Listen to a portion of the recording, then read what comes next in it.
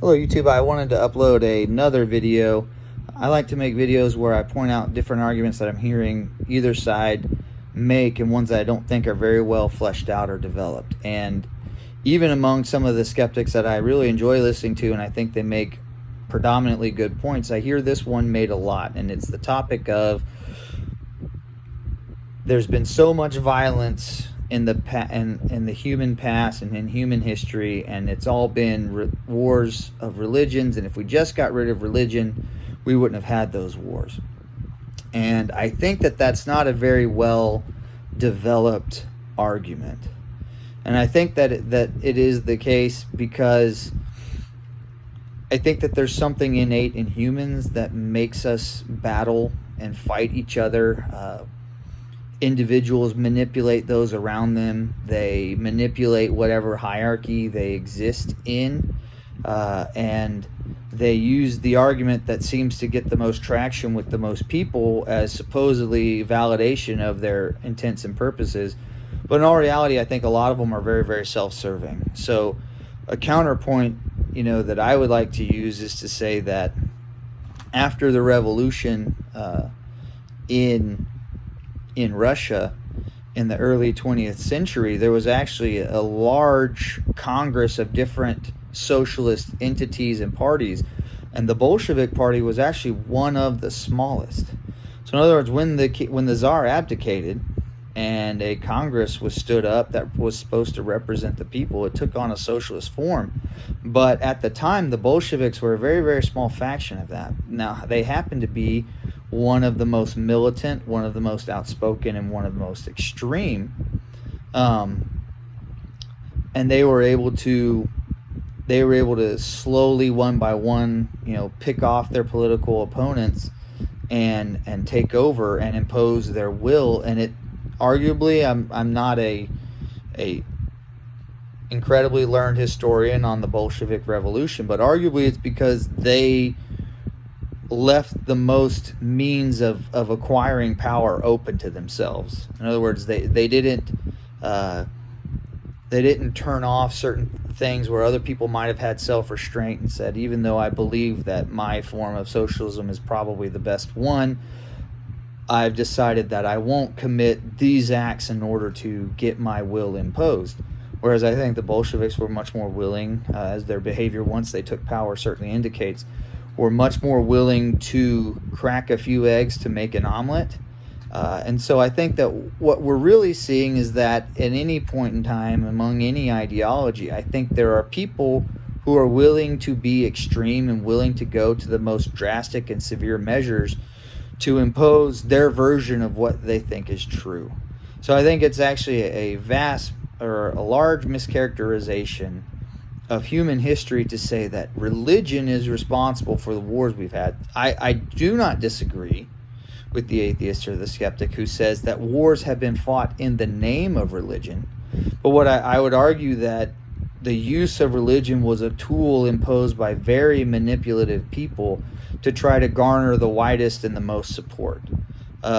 People talk about the growth of power and wealth and influence of, for example, the Catholic Church in the Middle Ages, and they use that as an example of how evil, quote-unquote, religion was. But I think if you look critically at what the Catholic Church was doing at the time, it was a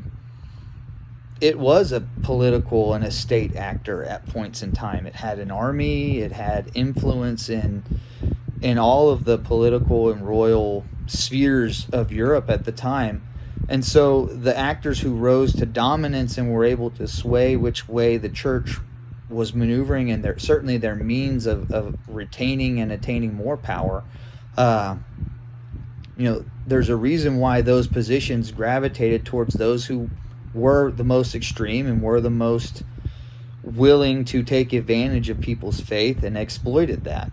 So in other words, I think that the underlying problem is not what someone believed happened to them after they died, or what someone believed regarding who put the earth in play, or what was a good way to live your life. I think the underlying factor was that there were people who were willing to manipulate the masses and people who follow their leaders, and to say that God or their deity or Allah willed that the people join together and subjugate another people group, or take money from another people group, or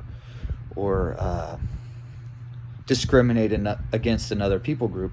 And I think that it's very dangerous of a skeptic or an atheist person to think that once religion, as it's showing to do right now, declines in its popularity and less people believe. I think it's very foolish and naive of the atheist to believe that we will no longer have that problem of people committing atrocities against each other because there won't be a God to do it in the name of. I think that there's a lot of evidence of the possibility, even in our current social upheaval that we're experiencing now in 2020, there's a lot of room to see how, if someone followed the same lines of logic as are being proposed by either side of the political argument, there could be violence, and there could be oppression, and there could be power exploitation of people groups or identities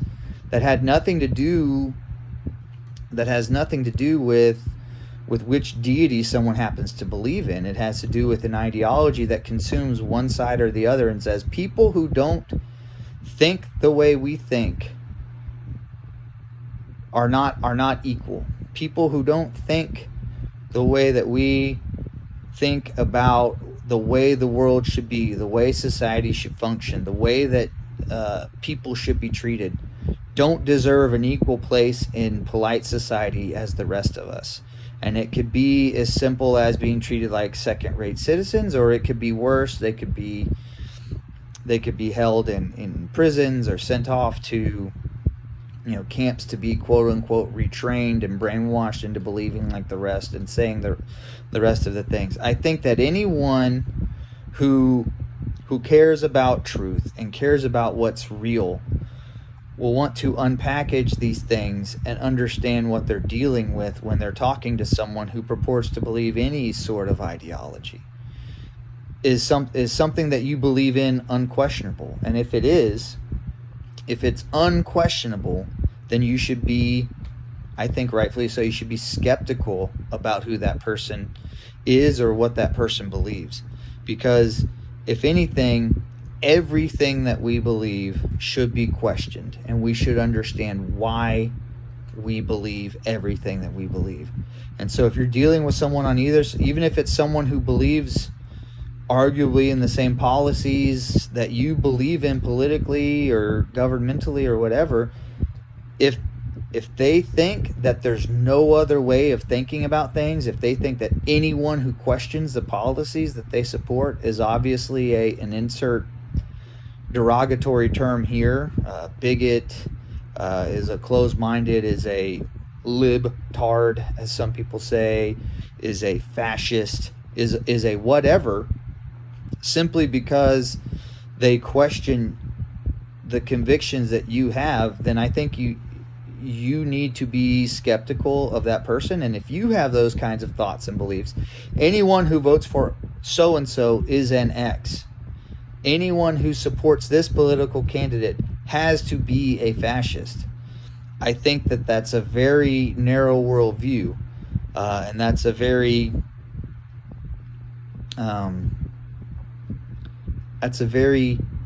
intellectually weak way of thinking about things, and it's a willful desire to not understand the ins and outs of the other human beings with whom you share this planet. And it's also a willful desire to not find the common ground and not find the things that you both agree are good and worthwhile in pursuing. And those are the things that you should spend the most time focusing on to make the world better, instead of trying to tear everybody apart. So that is an argument that I have against whenever you hear atheists saying that wars of religion in the past are evidence for the reason why all religion is bad and all religion's got to go, and once we're all atheists, we'll live in a utopia. If that doesn't sound like its own brand of some sort of religion, once X and Y are gone, just replace Satan with, once these religions are gone, once we get rid of the ill effects of this Satan of religion, then we'll all live in a perfect utopia, and it'll be great, and the sun will shine, and everyone will be perfect and share and love on each other. I mean, that's just as much a mythology, I think, as anything any deist believes in. So that's my critique of that argument. Thank you.